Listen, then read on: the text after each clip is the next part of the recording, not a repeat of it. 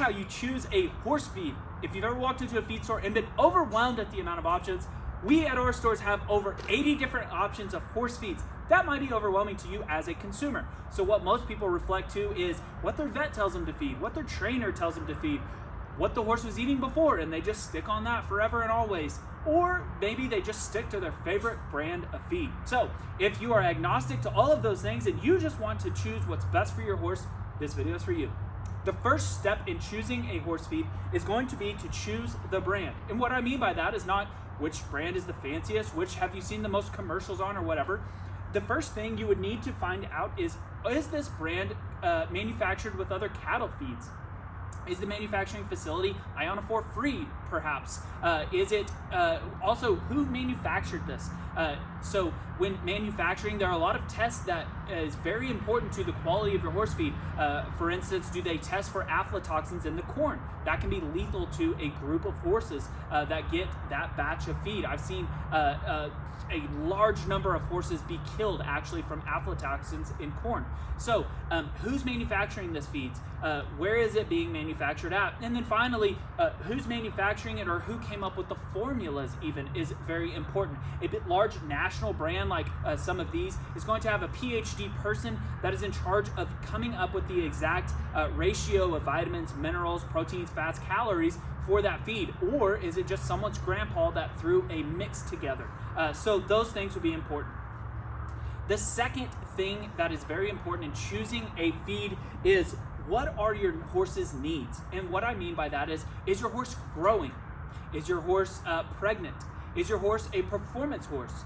Is your horse a special needs horse, meaning it has a metabolic issue, maybe needs low starch and low sugar? So those would be the second thing that you would reach for. So if there is a growing horse situation, you would need a lot higher protein. Most companies will have a growing horse feed.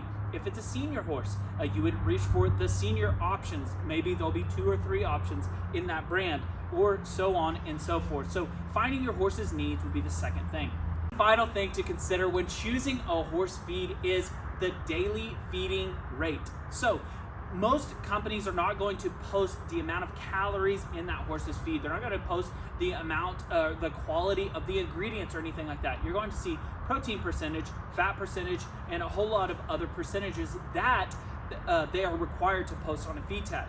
However, you can get around that by going to the daily feeding rates. So if you know exactly how much you're supposed to feed that horse, there are some horses, a very high-end horse feed might tell you that you need to feed 5 pounds of this feed per day.